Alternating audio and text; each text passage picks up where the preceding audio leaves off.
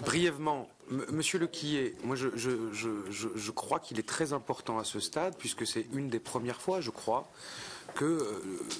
nous portons le débat sur la table, de ne pas faire une confusion majeure, qui est la suivante, qui n'est peut-être pas celle que vous faites, mais celle que vous redoutez, mais que vous redoutez tellement que l'on finit par croire que c'est ce que vous avez compris. Il n'y a pas de dévaluation compétitive comme objectif fixé à ce texte. Personne ne dit, ni à l'oral et encore moins à l'écrit, que nous pensons que l'efficacité ou le gain de compétitivité doit se faire au travers de la dévaluation. Ce que nous disons, c'est que la volatilité du taux est en elle-même un sujet. En plus, ou au moins, aujourd'hui nous avons un certain nombre d'institutions internationales, non des moindres, qui évoquent un taux, en tout cas, de variabilité qui devrait être entre 0,8 et 1,6 grand maximum. Nous sommes à 100% des deux bornes, pour les deux bornes, dans des écarts équivalents. Je rappelle aussi que le taux d'élasticité des exportations françaises comparé à l'Allemagne est 4 fois supérieur en fonction de l'évolution du taux de change. Ça n'est pas neutre, en plus ou en moins. Qu'à un moment, si l'ordre de référence doit être la production industrielle à l'exportation de l'Allemagne, l'objectif n'est pas non plus de cibler du bout du doigt l'Allemagne. Mais,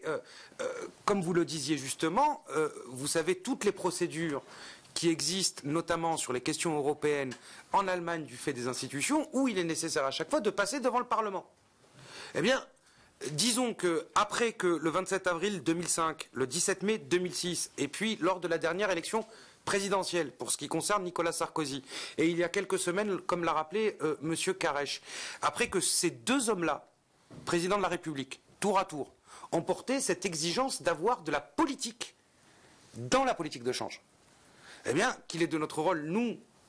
en tant que parlementaires, ni de dire que la dévaluation compétitive est l'horizon de la productivité, ni de dire que c'est de la faute à l'Allemagne, ni de dire que c'est à cause des uns et des autres, et je réponds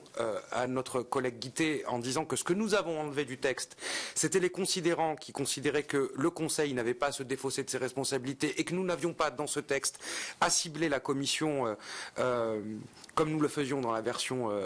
première, et je pense que c'est quelque chose d'utile et de plus efficace encore, qui doit, je crois, être partagé